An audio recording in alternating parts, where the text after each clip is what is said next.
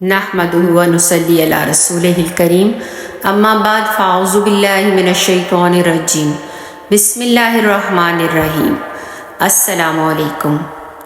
آج ہم اس موضوع پہ بات کریں گے کہ 9ویں 10ویں محرم کا روزہ کیوں، اس کی کیا فضیلت ہے۔ اس کے بارے میں چند احادیث کا مطالعہ کرتے ہیں۔ نبی کریم صلی اللہ علیہ وسلم مدینہ منورہ جب تشریف لائے تو یہودیوں کو عاشورہ کا روزہ رکھتے پایا۔ آپ صلی اللہ علیہ وسلم نے فرمایا یہ کیا ہے؟ انہوں نے کہا یہ وہ دن ہے جس میں اللہ تعالیٰ نے موسیٰ کو نجات دی اور فرعون کو غرق کیا، تو موسیٰ علیہ السلام نے اس نعمت کے شکرانے کے طور پر روزہ رکھا، اس لیے ہم بھی روزہ رکھتے ہیں۔ تو آپ صلی اللہ علیہ وسلم نے فرمایا کہ موسیٰ جو ہے اس پر ہمارا حق تم سے زیادہ ہے، یعنی نبی ہونے کی وجہ سے اور ساتھی ہونے کی وجہ سے۔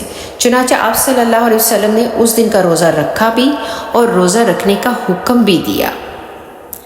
اس کے علاوہ سیدنا عبداللہ بن عباس رضی اللہ تعالیٰ عنہ کہتے ہیں کہ میں نے نبی کریم صلی اللہ علیہ وسلم کو نہیں دیکھا کہ انہوں نے عاشورہ کے دن کسی اور دن رمضان کے علاوہ کسی مہینے کو افضل ترین سمجھ کر اس میں روزے کا خصوصی اہتمام کیا ہو۔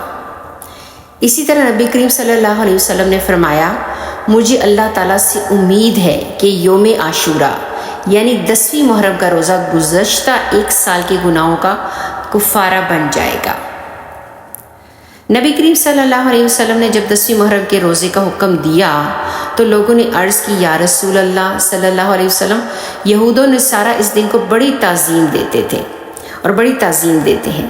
چنانچہ آپ صلی اللہ علیہ وسلم نے فرمایا کہ فرق کرنے کے لیے، یعنی کہ آئندہ سال اگر اللہ نے چاہا تو ہم 9 محرم کا بھی روزہ رکھیں گے، لیکن اگلا سال آنے سے پہلے اللہ کے رسول صلی اللہ علیہ وسلم کا انتقال ہو گیا۔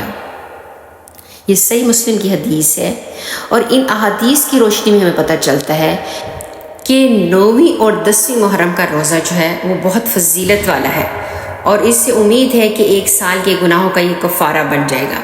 تو ان تمام احادیث کی روشنی سے ان کے مطالعہ کرنے کے بعد ہمیں یہ بات معلوم ہوتی ہے کہ اس روزے کی بہت زیادہ فضیلت ہے۔ کوشش کرنی چاہیے کہ یہ روزے رکھے جائیں، اور 9ویں اور 10ویں محرم کے 2 روزے رکھے جائیں، اور جو اگر نہیں رکھنے کی استطاعت رکھتا تو اس پر کوئی گناہ نہیں، جیسے کہ نبی صلی اللہ علیہ وسلم نے فرما دیا ہے کہ رمضان کے روزے فرض کرنے کے بعد آپ جو چاہے اس کا روزہ رکھ لیں اور جو چاہے اس کا روزہ چھوڑ دیں۔ آخر میں اللہ تبارک و تعالیٰ سے دعا ہے کہ اللہ تعالیٰ ہمیں صحیح دین کو سمجھنے کی اور اس پر عمل کرنے کی توفیق عطا کرے۔ جزاک اللہ خیرا کثیرا۔